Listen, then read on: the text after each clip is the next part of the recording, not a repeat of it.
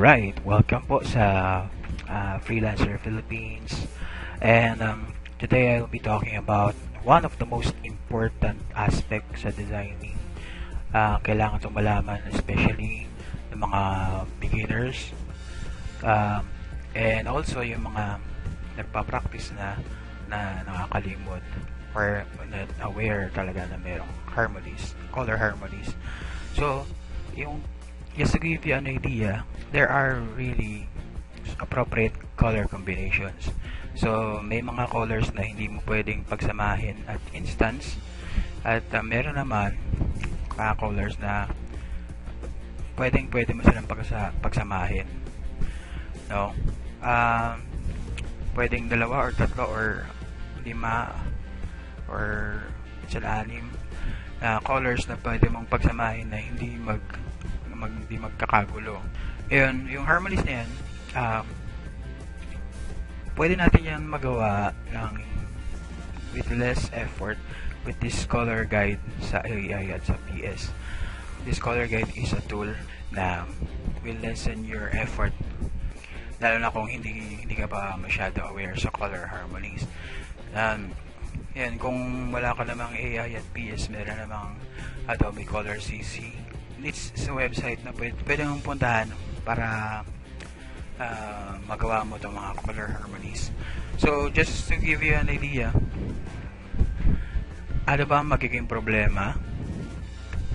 I don't know, siguro yung iba hindi alam na may problema sila na ganito. Pag hindi mo alam yung color harmonies, ganito mangyayari sa iyong design. Alright. Diba? Although nababasa man yung mga nakasulat Valley Isle Aquatics, ang kulay niya hindi mo alam kung saan papunta. Ang daming kulay, and yung kulay niyan hindi harmonious ika nga. And this okay, the word says it all. This is confusing. So, bukod sa yung mga shape, gulo-gulo, yung colors pa talaga ay nakaka-confuse. At ito naman, lahat na yata ng kulay sa mundo ay nandito. Obviously, hindi mabasa maayos yung text. Alright, obviously wala talagang harmony ang mga kulay dito dahil lahat ng kulay ay salpak lang. So, paano natin maiiwasan yan? Just to give you an idea, if you're not still aware with this, I suggest na you research this, pag-aralan nyo mabuti, and definitely hindi ko masasabi lahat ng important details dito.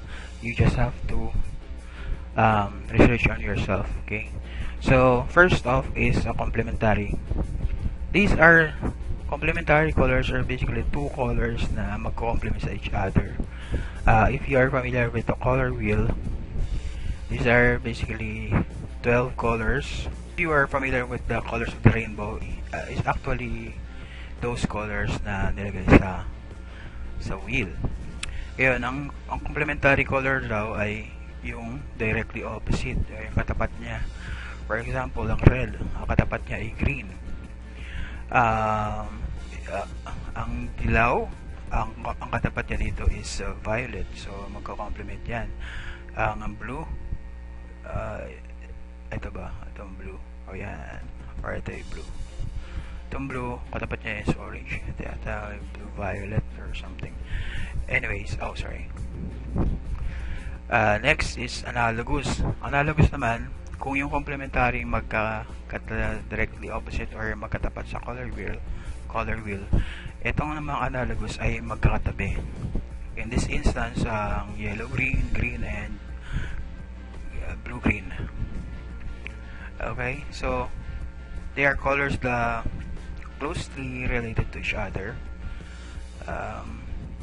Ang next ay triad. Ang triad naman is if hatiin mo sa tatlo yung color wheel, tapos bibilang ka ng exact space. For example, is this violet, 1, 2, 3, 4 yung fourth color niya, and then another 1, 2, 3, 4.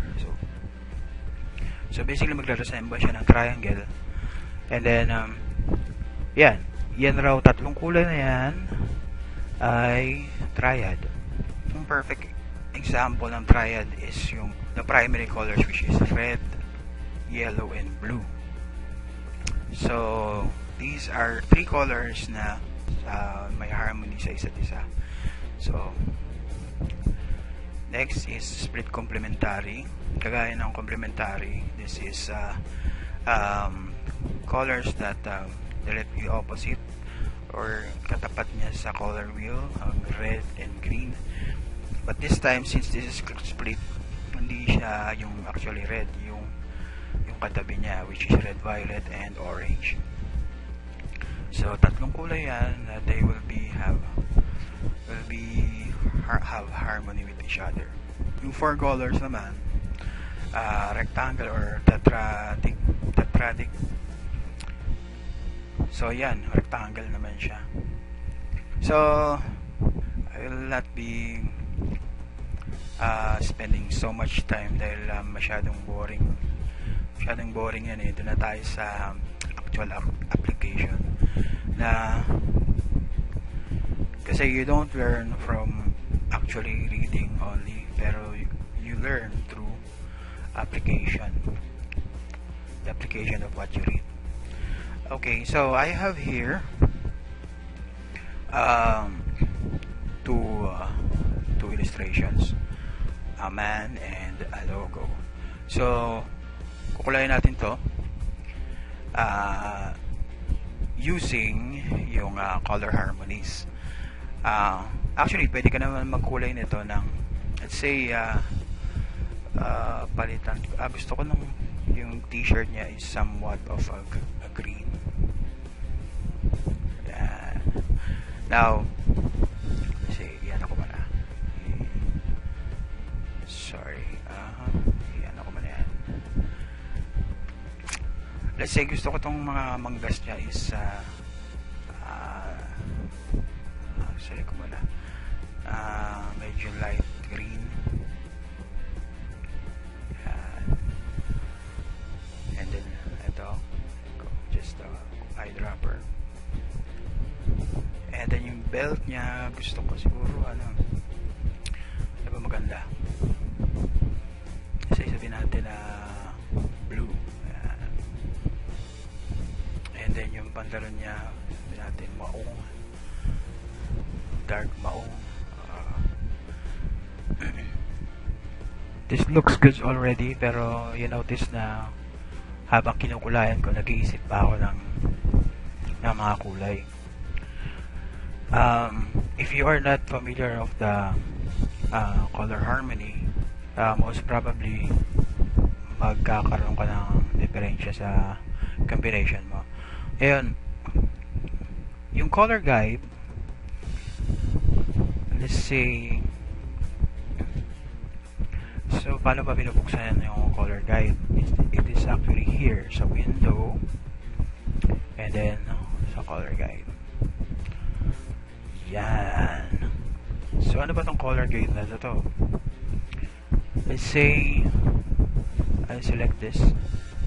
If I select a color, ito yung kulay niya. The base color. Ito yung base color. And on the right side, ito yung harmony rules. So ang dito is complementary, which is yung mga binasa natin kanina. Complementary, split complementary, left complementary, right complementary, analogous, monochromatic, shades, triad,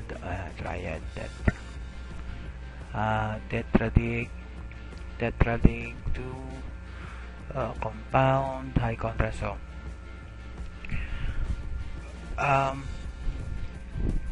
and if you notice, these are 2 to 5 colors. Let's say Right, mag-umpisa muna tayo dito sa complementary. Ang sabi dito, dalawang kulay kasi ang complementary dalawa lang naman talaga yan. Ang green, ang complementary niya raw ay is this, more of a violet. Let's say yung gawin natin tong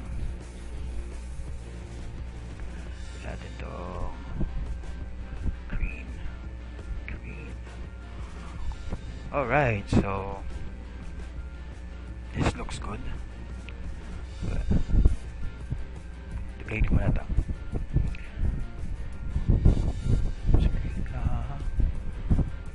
Let's say maghanap tayo ng ibang color guide. High contrast. So ang high contrast raw meron tayong 5 colors. So let's say I want this to be a different color, and this will be a light violet, or say natin itong red. Yeah, diba? That looks good also. Let's say gawa pa tayo ng iba. Subukan natin ibang rules, harmony rules. Tignan natin yung itong analogous. Itong analogous tool dahil mas madami siya. Right.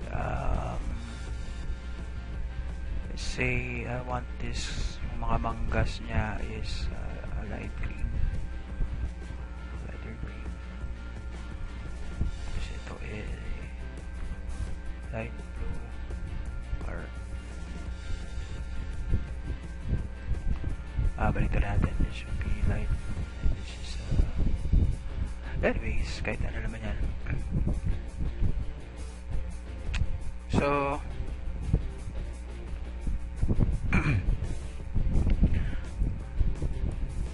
still yung base color ko is green.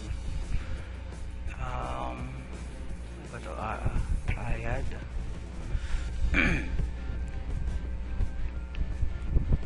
Let's say yung may ibang kakaiba ito naman.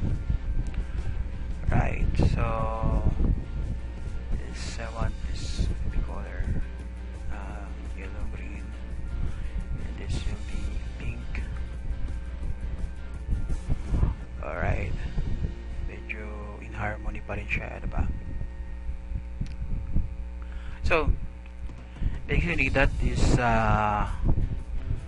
what you do. Now suppose I want to have kasi yung bigay dito ano lang diba, 1, 2, 3, 4, 5 5. Gusto kong maglagay ng shadows or highlights dito. Meron dito naman sa baba is the shadow and tints. Actually these are the darker colors ng etong 5 to, ito yun, 1, 2, 3, 4, 5. So to the left are the darker colors, and to the right is the lighter color, which will be your highlights, and this will be your shades. Suppose I would like to create some shadow effect here. Let's say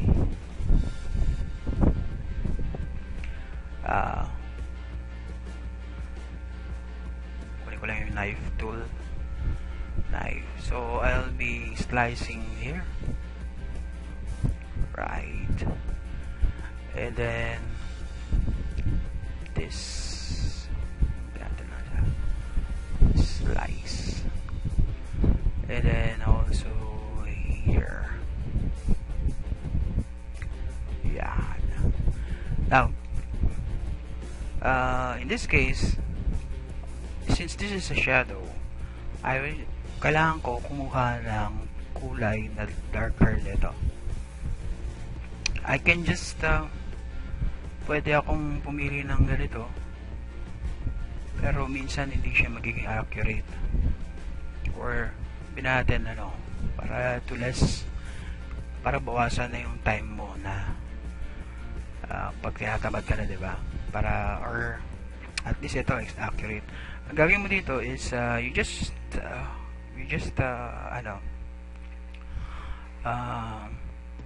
choose a color in the shadows. Since this is the color flesh, pwede ko itong gawin shadow, I think, or pwede ko yung darker colors, pero let's say ito muna. So I will be applying that sa mga ibang shapes na kinat ko, right? So I'll be doing same sa mga iba. This is just an example, so very rough yung drawing. Look at this. You can do much complicated drawings than this. Anyways, just makuha mo na lang yung idea. Then knife. So by using the knife tool, you just have to select your shape, and then yan, you will slice lang yan. Automatic naman maging smooth naman yan. So if you want a straight cut, you press Alt, and then that will be straight. You just cut it. Okay lang kahit lumampas. Then there, right? So that will be a separate. So okay. So the same. I will choose this base color. And since galing tayo sa flesh, dapat to make this a base color, you click this. Select the shape and then you click this. So gagawin ko, kukuha ko ng shadow here, darker color. And then this also, I make this a base color and use this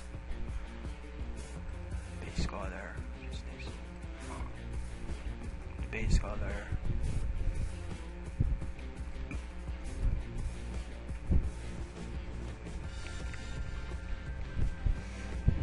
Alright, so anyways,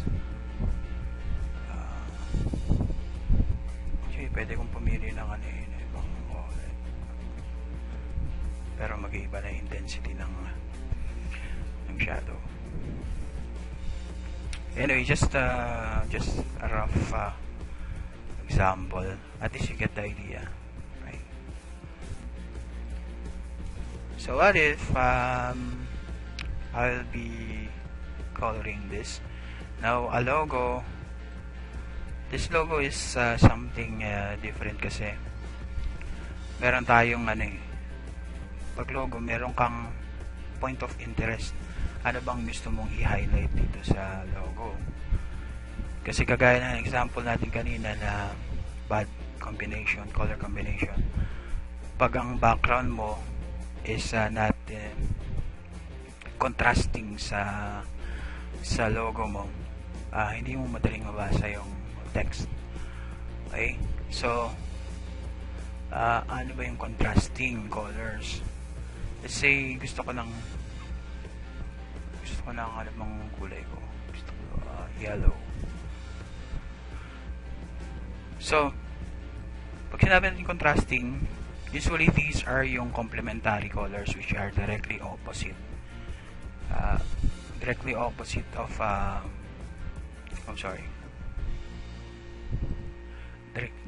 this color. Let's say I want this color. So obviously, since puti yung background or light yung background, medyo mahirap mabasa yung sulat. So in this case, I would need a dark color, and the darker the color, much better. For example, so if I will be choosing this, and I'll make this a base color, what I want to find is a color that is in harmony. Diba ang harmony natin? Let's say complementary. So I want to use a color that will be contrasting to this color. So since this is more of a yellow color, ang contrast niya is violet. Okay, so this we have three elements here kasi ang text, yung background, and this another, I don't know kung ano yan, something parang buhok. Ayan, since ang focus ko is yung text dito, I don't want this to be somewhat noticeable. So I will be choosing a color na most halos malapit dito sa background. Let's say, since the background is violet, pwede akong pumili ng a lighter violet, or pwede akong pumili dito ng mas lighter dito sa shades, mas lighter, or yan. So hindi masyado naka-istorbo tong element na to, and ang focus natin is dito sa text. So let's say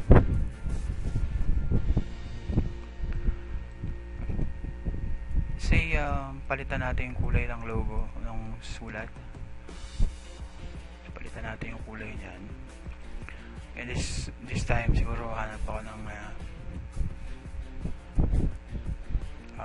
dark, so yeah, dark orange. Yan. Alright, so obviously hindi compatible yung violet dito kasi medyo mahirap na siya makita. So what we'll do, we'll make this a base color. Hanap ulit tayo ng harmony rule. Let's say monochrome. Monochromatic. So again, I want this word logo readable. Since this is a dark color, I have to make this background to be pili na lang ako dito. Yan. And then this, again, this element must be most likely the same color of the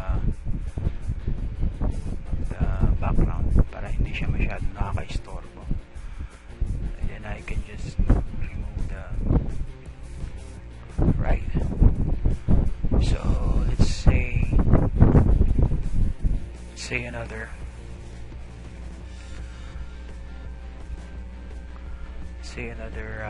study.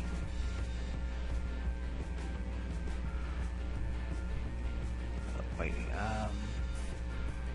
pili ako ngayon siguro ng something blue. Yeah, blue, and then I'll make this a base color, and let's try this compound. So again, I have the font color is blue. I want this background to be in direct contrast with for example, obviously hindi pwede yung magandang background to, although nasa harmony rule siya, hindi mo pwedeng gamitin yan kasi hindi mo mabasa yung sulat. Let's say here, this can be this also right here. So let's say yan. Tapos ito, say yan. Or let's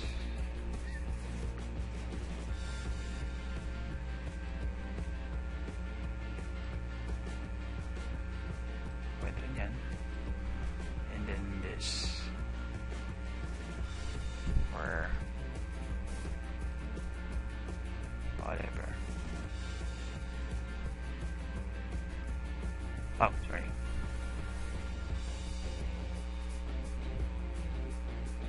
So, yeah.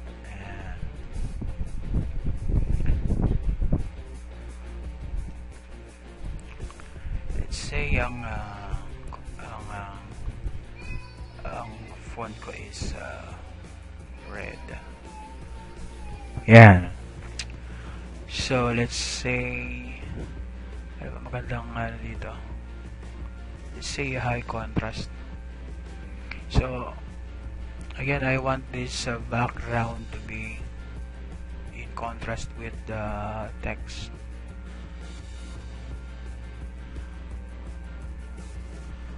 So, ito medyo masakit pa sa mata. So, this will be perfect. But, I want this to be there. So, now, if you don't have an Illustrator or a Photoshop, pwede kang gumamit ng Adobe Color, which is here. You just type color.adobe.com. It is basically the same. Meron tayong color rules, may analogous, monochromatic, triad, complementary.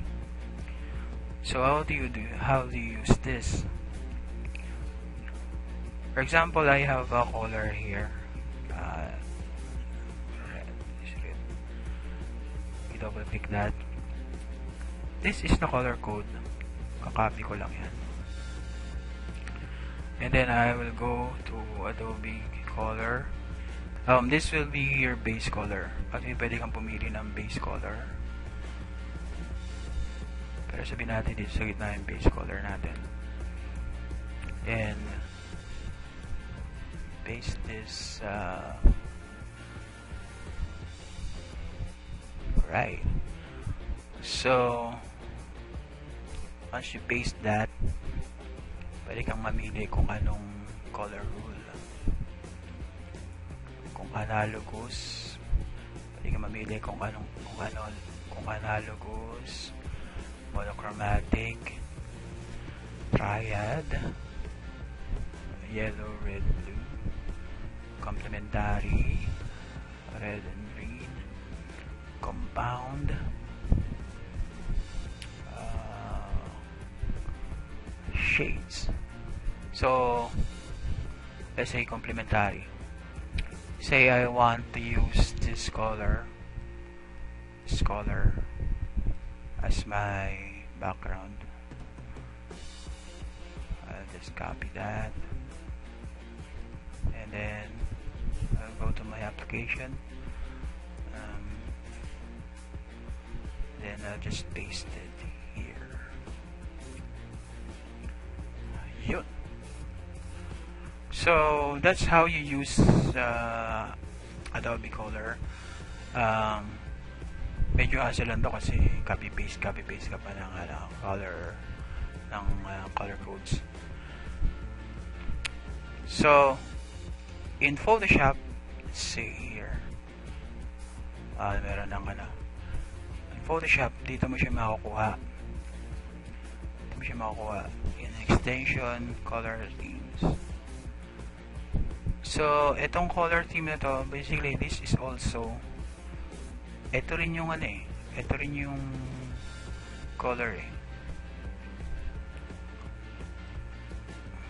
By the way, kailangan mo rin pala tong yan, pwede mo rin pala tong galawin.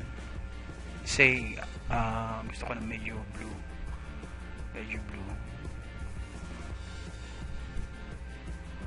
So these are still complementary colors. So this is the same. This is the same also sa Photoshop. Kung monochromatic, this complementary. Pwede kong iyan. So in this case, you just copy that. Just copy that. Yeah, Control C. Then create a shape. There. Create a shape. just paste that. Okay. So, ganun. So basically, that is the basic of color guides, color harmonies. I hope this have been helpful. So you just practice this. So you will discover more of this if when you put it into practice. So I hope that was helpful. And if you have comments or suggestions, please do leave a comment. If you are viewing this at YouTube or sa blog, just leave a comment for your questions or suggestions, and please share if you think this is helpful. And yun, thank you for watching again, and thank you.